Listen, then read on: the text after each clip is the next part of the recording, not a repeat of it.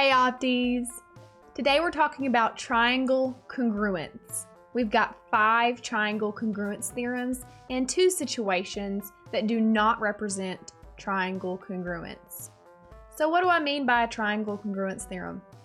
Well, if you have a certain type of combination of side lengths that are congruent and angle measures that are congruent, you can determine whether triangles are congruent or not. You wouldn't have to know that all of the corresponding parts of the triangles are congruent, like all 3 sides being congruent and all 3 angles, if you have one of these triangle congruence theorems situations. Let's look at our first one. Angle, side, angle. We can also write this as an abbreviation of ASA. These are 2 pairs of congruent angles with 1 pair of congruent sides that are included. That means they're between the 2 congruent angles. Notice that we've got the angle, then the side, then the angle in the way we say this. And these triangle congruence theorems are all about location. So let's look at our image on the right here. We've got our 1 arc marked angles, which means these are congruent, our tick marked side, and then our double arc marked angles.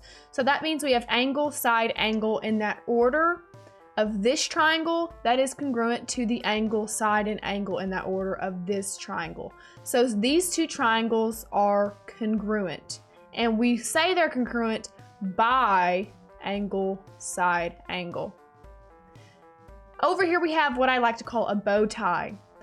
A bow tie is a fancy way of talking about when you have 2 triangles that have been either rotated 180 degrees or they're reflected to represent these vertical angles here. Based on the fact that we see our double arc marked angles are on opposite sides of each other, we know that this is going to be a rotation about 180 degrees. Notice it's a plus or minus. Remember, we said that a plus would be a counterclockwise rotation and a minus would be a clockwise. So with 180 degrees, they actually are the same thing whether they're clockwise or counterclockwise. So that's why both of those are included, both of the directions. So the reason we know it's 180, because remember, if you take a point and the point of rotation and then the corresponding point, we know that's this point right here because it's the point on the double arc mark, and we connect them and figure out the angle, that is the angle of rotation, and we see that's a straight line there, so that's going to be 180 degrees. Next we have side, angle, side, which we can also abbreviate as SAS. So I like to call the first one ASA and the second one SAS, if you want to kind of say it as a word instead of just the SAS. Whatever works for you. So this is where we have 2 pairs of congruent sides with 1 pair of included congruent angles. So that means included, that they're between those sides. And we see our regular example here, 1 tick mark, 1 arc mark, and 2 tick marks to show side, angle, side, and side, angle, side in that order. So these triangles are congruent by side, angle, side. So that's how we would word that. We also see this kind of different looking example. So instead of having a bow tie, we have, it looks like a kite, and it truly is a kite if you learn more about kites in the future. But what's special is that it has a shared side. And when we have a shared side, we can say that side is congruent to itself, which is using the reflexive property, which just says one thing is congruent to that same exact thing, and it works for sides or angles. And the rigid transformation that takes one of these triangles onto the other would be a reflection over this shared side. Notice that we have our double tick marks on the same side of, like if we were looking at splitting it this way, they're both on the right side of that. And when we reflect it about the shared side, then these arc marks, they're going to lay on top of each other to show those congruent angles. Next we have angle, angle, side. So AAS, and that doesn't really make a cool word, but we can still use that abbreviation. And this is when we have 2 pairs of congruent angles with 1 pair of non-included congruent sides. So that means that the congruent sides, that 1 pair, they're not between the two angles. They're like on the end of the two angles in that order. So let's read this order. Angle, angle, side. So 1, 2, 3. If you want to think about it that way, that's how you would read it, angle, angle, side. And this one's also angle, angle, side. So these are congruent by angle, angle, side.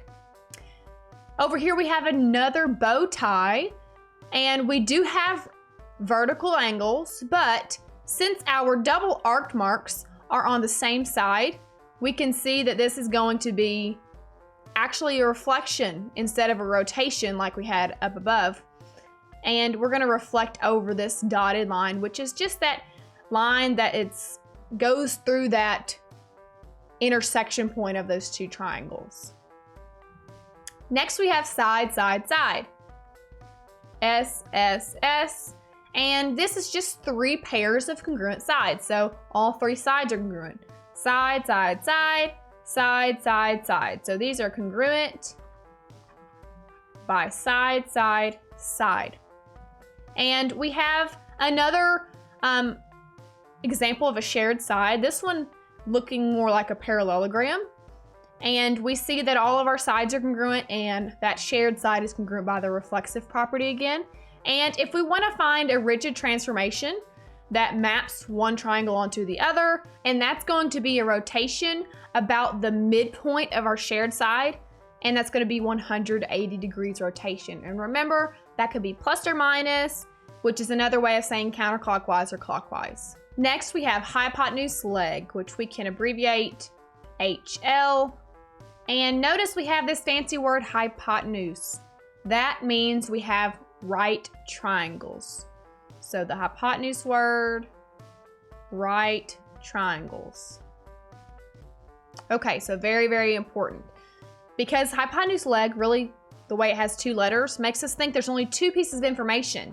But because we have the word hypotenuse, that gives us 3 pieces of information, including that right angle.